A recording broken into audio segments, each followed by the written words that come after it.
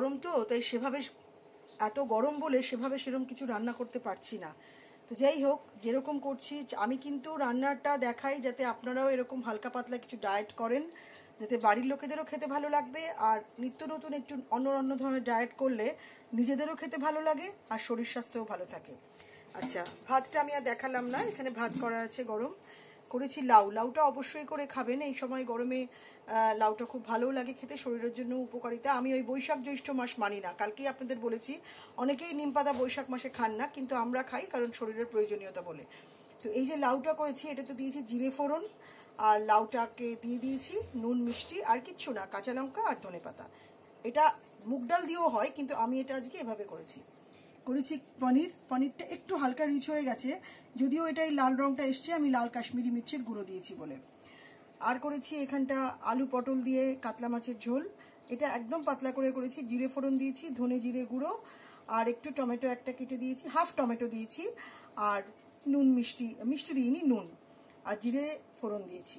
জিরে কাঁচা লঙ্কা, প্রথমে একটা কাঁচা লঙ্কা আর একটু জিরে দিয়েছি, তারপর পরের দিকে আবার একটু ধনে জিরে গুঁড়ো দিয়েছি। এতে কিন্তু আমি আদা বাটা দিইনি, কিন্তু পনিরটা একদম নিরামিষ করেছি, পনিরে আমি আদা বাটা দিয়েছি। আর এটাতে শুধু জিরে ধনে গুঁড়ো, জিরে ফোড়ন, কাঁচা লঙ্কা আর আলু পটল ভেজে কেটে দিয়ে যেরকম করে সেভাবেই করেছি। আর করেছি আমের চাটনি, কারণ আমের চাটনিটা এখন একটু গরমে খেতে ভালো লাগে। আর কালকের বেশ কিছুটা তরকারি ছিল, সেই জন্য সেটাকেই একটুখানি গরম করে রাখলাম, এটা আশা করি হয়ে যাবে। তাহলে আজকের আমার দুপুরের মেনু হচ্ছে লাউয়ের ঘন্ট ধনেপাতা দিয়ে জিরে ফোড়ন দিয়ে, পেঁপের তরকারি, কাতলা মাছ, চাটনি, আর এই পাঁচমিশালির তরকারি।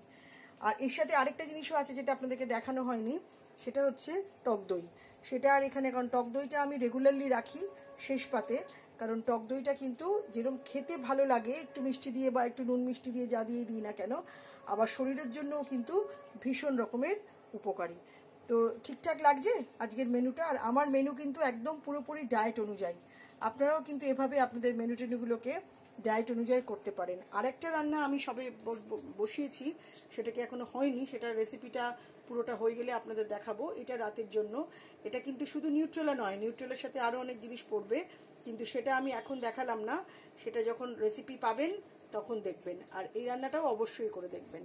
তাহলে আজকে এতটাই, আবার চলে আসবো কালকে আমার দুপুরের মেনু নিয়ে। সবাই ভালো থাকবেন, গরমে সুস্থ থাকবেন, হালকা পাতলা খাবেন, আর বাড়ির লোকদেরও হালকা পাতলা খাওয়াবেন। চেষ্টা করবেন জাঙ্ক ফুড যতটা পরিমাণে পারা যায় অ্যাভয়েড করতে, কারণ এই গরমে কিন্তু পেটের রোগ যেরকম হয়, শরীরের রোগও, মানে পেট তো শরীরের মধ্যেই অন্তর্গত, খুব শরীর খারাপ হয়। সুতরাং বুঝে শুনে খাওয়া দাওয়া করবেন। ভালো